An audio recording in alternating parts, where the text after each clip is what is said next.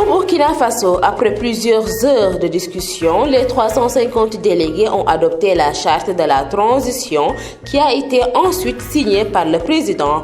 Les participants ont décidé d'une durée de 3 ans pour la transition avant des élections, alors que la commission technique avait proposé 30 mois. Mais après des discussions parfois très tendues, la charte a finalement été adoptée de façon consensuelle selon l'ancien Premier ministre Tertius Zongo qui a présidé ces assises. La guerre en Ukraine est le calvaire pour les Africains fuyant les combats.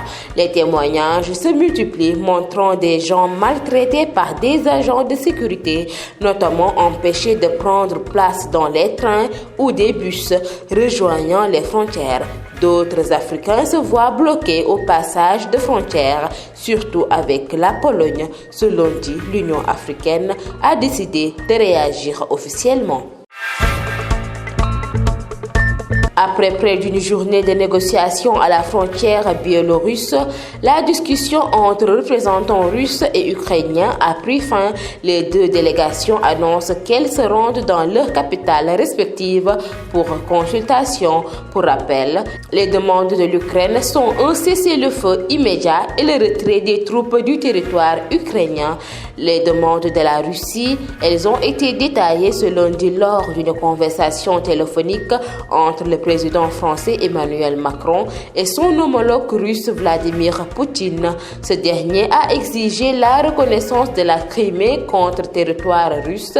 Vladimir Poutine a également demandé la démilitarisation et aussi ce qu'il appelle la dénazification du gouvernement ukrainien et la garantie d'un statut neutre de l'Ukraine.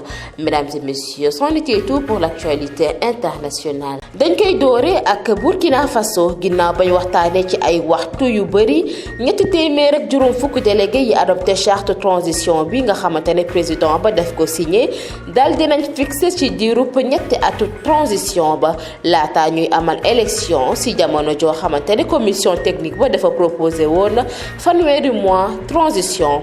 wante ci weccoo xalaat yañ amaloon nga xamante ne kàddu yu dëgër rot na fa ci mujjantal ba daal dinañu déggoo ci ay kàddu ki xamle loolu mooy ancien premier ministre ba di Tertius Zongo nga xamante ne moo jiite woon boobu le ndaje. dañuy wëy ci xibaar bitim réew yi ak guerre bi dox ci diggante Ukraine ak Russie ak jafe-jafe yi ko africain yi di dundee. ñu bëri àddunañ ci mbir mi di wane ni ñuy bundu xataale nit ñu ñuul ñi jamono ji foofee nga xamante ne force de sécurité yi ñoo ngi leen di maltraité di leen tere ñu yéeg bus yi ak train yi ngir dem ci frontière bi ngir moytu guerre bi ñeneen ñi moom ci frontière bi lañ leen téye surtout bu Pologne bi loolu moo waral Union africaine àddu si ci altine gi ngir ñaawlu ko.